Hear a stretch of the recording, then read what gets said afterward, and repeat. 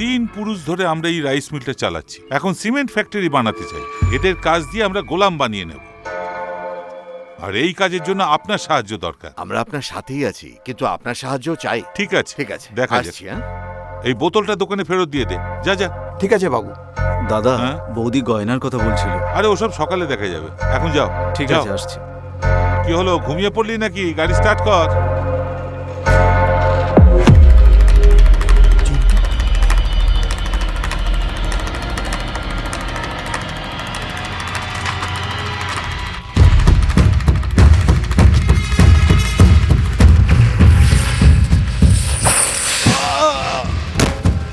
বাবু, বাবু, বাবু উঠুন বাবু। হলো? বাবু কি আরে হলো? উঠুন, উঠুন। আরে আরে বাবু, কেউ এসো। বাবু উঠুন। বড় দাদাকে। বাবু, বাবু, বাবু, আরে কে? বাবু, বাবু কি হলো বাবু? আরে কেউ পুলিশকে ফোন করো। কি হলো, একা ফিরে এলে? চিন্টু কোথায়? তোমার ছেলে একেবারে যাচ্ছে তাই কাণ্ড ঘটিয়েছে। কি কি হয়েছে? মেয়েটাকে ঘুম থেকে তোলো। আরে বলবে তো কি শোনো, হয়েছে? তাড়াতাড়ি তৈরি হয়ে নাও। বাসুদা, বাসুদা, সমস্ত জিনিসপত্র গুছিয়ে নাও। কি জন্য? জমির দলিল কোথায়? ট্রাঙ্কে আছে। কি হয়েছে বলবে তো?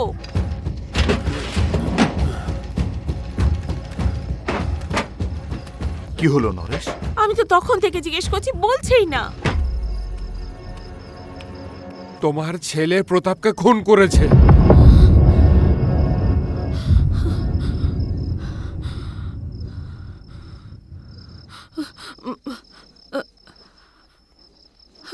কিন্তু বিকেলে তো ও এখানেই ঘুরে বেড়াচ্ছিল। আমি কিছু জানি না। তোমার বোনের কথায় আমি ওকে খুঁজতে গেছিলাম। হঠাৎ দেখি ও দা নিয়ে প্রতাপকে মারার জন্য তেড়ে যাচ্ছিল। প্রতাপ ওকে দেখে ফেলেছিল। প্রতাপের লোকেরা ওকে নিশ্চয়ই খুঁজছে। এখন কি করব বুঝতে পারছি না। ও যখন প্রতাপকে মারছিল, লাইটটা আমি ভেঙে দিই। ওকে আটকানোর আগেই সবকিছু শেষ হয়ে গেল। আর শুধু তাই নয়, ও প্রতাপের লোকেদের উপর বোমও মেরেছে। ও সবকিছু আগে থেকেই ঠিক করে রেখেছিল। আর আমরা ওকে একটা বাচ্চা ছেলে ভাবি। শোনো, হ্যাঁ? গয়নাগুলো কোথায়? ওই ট্রাঙ্কে রাখা আছে। কোথায়? ওই বড় ট্রাঙ্কটাতে। হ্যাঁ। ও কি মরে গেছে? আমি ঠিক জানি না। মনে হয় ও এক ঘায়েই শেষ হয়ে গেছে। ও খুব জোরেই দাটা চালিয়েছিল। মনে হয় আর বেঁচে নেই। ও সোজা গলাতেই কোপ বসিয়েছে। শোন ভাগনা, তোর জন্য আমরা যেটা করতে পারিনি সেটা তোর ভাই করে দেখিয়ে দিয়েছে। শোন বন্টি, যখন আমার ভাগনাকে ওরা মেরে দিয়েছিল তখনই প্রতাপকে শেষ করে দেওয়া উচিত ছিল। বাপকে কখনো বাপ ছাড়ে না। তোমাদের মধ্যে কেউ এই কাজটা করলে আমি বেশি খুশি হতাম। বাড়ির সব ছাগল কেটে পুরো গ্রামে ভোজ খাওয়াতাম। কিন্তু চিন্টুর জীবনটা শেষ হয়ে গেল। দুটো জোয়ান লোক থাকতে একটা বাচ্চা ছেলেকে এটা করতে হলো। এখন এইসব কথা বলে কোনো লাভ নেই। এখন ওকে কি বাঁচাবে? শোন মা, উঠে শোন, পড়। ওকে নিয়ে আর বেশি উঠো, কথা বলা উঠো, দরকার নেই। মেয়েটাকে নিয়ে কোথায় যাবি সেটা ভাব, ঠিক আছে? এই, এসব কি শুনছি? কোথায় গেছিলি তুই? কি করেছিস তুই? আমি কিছু করিনি তো। আমি তো রামুর বাড়ি গেছিলাম, ওখান থেকে আসছি। সেটা কি করে বিশ্বাস করি? রামুর ঘর গেছিলি তো কাস্তে নিয়ে গেছিলি কেন? আর জামা এসব কি লেগেছে? হ্যাঁ, বল কি লেগেছে? আজ তোকে আরে, মেরেই আরে, ফেলবো। আরে, কি করছো এটা? আরে, আমি কথা বলছি তোর সাথে। এই, তোর একটু ভেতরে যা তো। এইসব করার আগে আমাদের কথা ভাবলি না? আমি যা করেছি ভেবে চিন্তাই করেছি। আমার জন্য কাউকে চিন্তা করতে হবে না। আমি নিজের খেয়াল নিজে রাখতে পারি। আমি শুধু মায়ের সঙ্গে একবার দেখা করতে এসেছি। এর কথা শুনে তো আমার এরপর কি হবে আরে, সেই নিয়ে আমি চিন্তায় মরছি। আর তুই বড় বড় কথা বলছিস। ওকে মেরে কি হবে? শোন, তুই ওকে নিয়ে ভেতরে যা। ওদের লোকেদের হাত থেকে আমাদের কে বাঁচাবে? তাতে মেরে কিছু লাভ হবে কি? এদিকে এসো। বাবা, তুই সব করতে গেলি কেন? আমি তোমার কষ্ট আর দেখতে পারছিলাম না মা। তুমি দাদার জন্য সব সময় কাঁদো। আমি ছেলে হয়ে এটা কি করে সহ্য করি? তাই জন্য আমি ওকে মেরে ফেলেছি।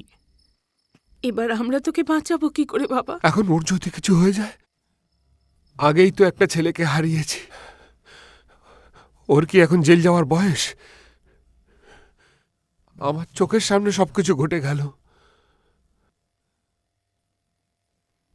নরেশ, তুমি চিন্টুকে নিয়ে জঙ্গলের দিকে পালিয়ে যাও। আমি বোন আর ভাগ্নিকে মধুর ঘরে রেখে আসার ব্যবস্থা করছি। একদিকে পুলিশ আর অন্যদিকে প্রতাপের লোকেরা, ওরা সবাই চিন্টুকে মারার জন্য খুঁজে বেড়াচ্ছে। কিন্তু ওদের হাত থেকে ছেলেকে কি করে বাঁচানো যায় সেটাই একমাত্র চিন্তা নরেশের।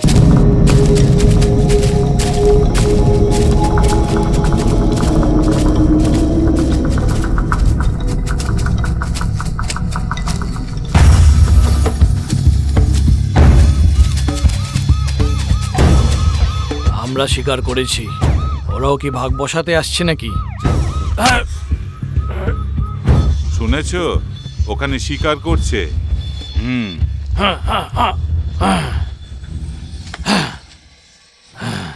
এটাকে ছোট ছোট টুকরো করে কেটে ফেলো।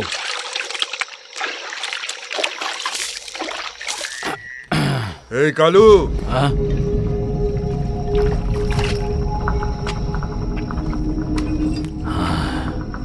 প্রতাপকে কেউ খুন করেছে। কার এত বড় সাহস হলো? আমাদের গ্রামেরই ছেলে। ও নিজের বাপের সাথে জঙ্গলে লুকিয়ে আছে। সূর্য ওঠার আগে ধরতে হবে। আমি কথা দিয়ে এসেছি। তুমি যাও, আমি দেখছি।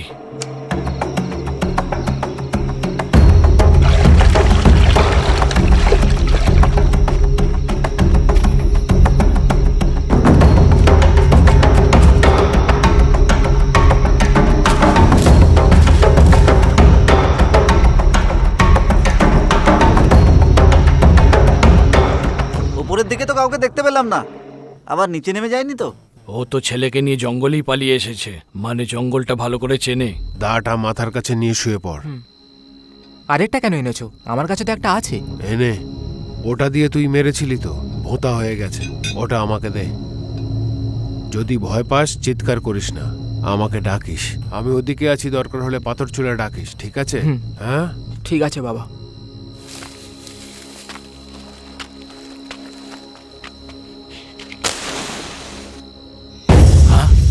আরে আয়।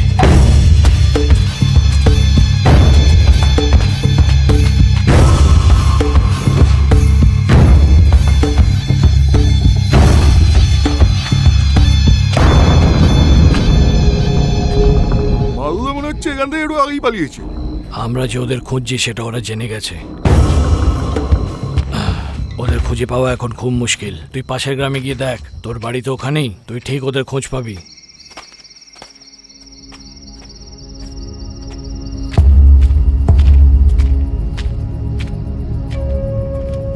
বাবা একটু আসতে চলো, পায়ে কাঁটা ফুটছে। আমি চটি পড়তে বলেছিলাম, কিন্তু তুই তো শুনলি না। ওখানে বস।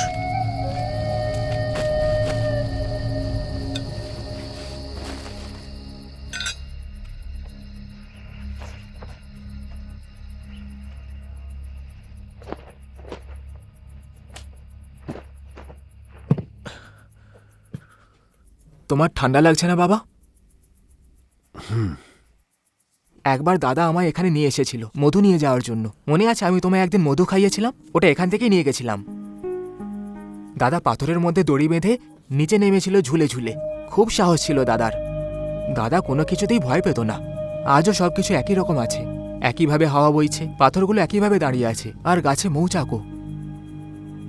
একমাত্র আমার দাদাই এখানে নেই।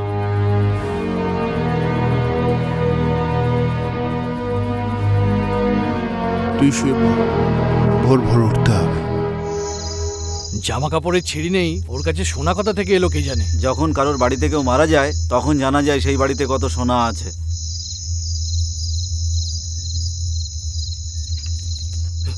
শোনো, প্রতাপের লোকজন আসছে তোমাদের ধরার জন্য। তোমাদের যেভাবেই হোক এখান থেকে পালাতে হবে মা, না হলে ওরা কুচি কেটে করে দেবে। তাহলে কি আমরা বাইরে গিয়ে আরে বাইরে কোথায় যাবে? ওরা খুব বাজে লোক। ওরা বাচ্চা মহিলা কাউকে ছাড়ে না। ওরা এখানে আসার আগেই আমাদের পালাতে হবে। চলো হ্যাঁ, চলো, চলো, তাড়াতাড়ি করো। তাড়াতাড়ি চলো চলো চলো, এদিক দিয়ে। সাবধানে, আওয়াজ করো না। এদিক দিয়ে এসো। এদিক দিয়ে।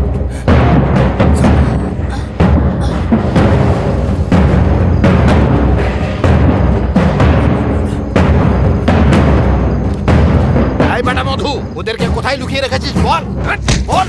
মা, মামা তো এখান থেকে যেতে বারণ করেছিল, তাহলে আমরা কেন যাচ্ছি? পরে বলছি।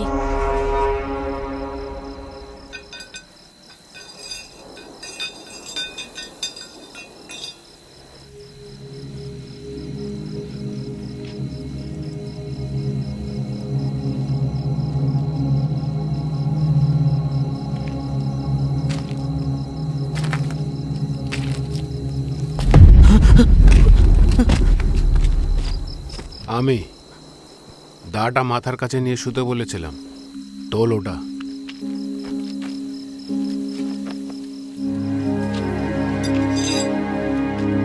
ওটা কে নেবে? নে চল।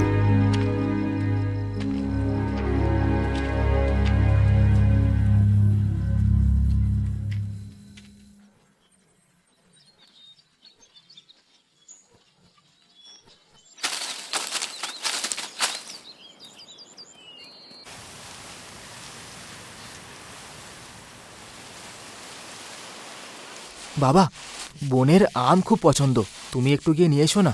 আগে তোর মামার সাথে দেখা করি, তারপরে নিয়ে আসবো। মামা, এই তো, এসো এসো, তোমাদের জন্যই অপেক্ষা করছিলাম, এসো এসো। শোন, ওটা আমায় দে। তুই বোনের জন্য কিছু আনবি বলছিলি না? যা নিয়ে আয়। কাদের কাদের নামে কেস করেছে? কাদের কাদের নামে আর করবে? তোমার আর চিন্টুর নামে করেছে, কিন্তু আমার নামে কেন কেস করেনি সেটা বুঝতে পারছি না। এটার পিছনে নিশ্চয়ই কোনো চাল আছে। যদি তোমার নামে কেস করে তাহলে আমাকে ধরবে কি করে? ওদের তোমাকে মেরে ফেলতে বেশি সময় লাগবে না, বুঝেছো? প্রতাপের বডিটা শ্মশানে নিয়ে গেছিল। রাতারাতি ও সব কাজকর্ম করে ফেলেছে কি ওরা। কেস দিয়েছে? তুমি নাকি চিন্টুকে ওর বাড়িতে খোঁজ খবর নিতে পাঠিয়েছিলে, তারপরে গ্রামের লোকেদের ওর সিমেন্ট ফ্যাক্টরির ব্যাপারে বলেছিলে আর ওকে ভয় দেখিয়েছিলে। তুমি নাকি ওর সব গয়না ছিনতাই করেছো, আর শুধু তাই নয়, ঝগড়ার সময় তুমি নাকি ওর ওপর ছুরি চালিয়েছো, আর যখন ওর লোকেরা তোমায় ধরতে এসেছিল তখন চিন্টু নাকি ওদেরকে বোম মেরেছে। এইসবই কেস দিয়েছে। এসব ফালতু কথা। আমরা আমাদের সম্মান আর প্রাণ বাঁচাতে এইসব করেছি, ওরা এটা মানবে না। মেনে নিলে তো ওদের মাথা হেঁট হয়ে যাবে, তাই আমাদেরকে চোরের অপবাদ দিচ্ছে। মামা, মামা, এগুলো বোনকে দিও, ও খেতে খুব ভালোবাসে। চিন্টু, তোকে কেউ দেখেনি তো? দেখেনি। চলো যাওয়া যাক।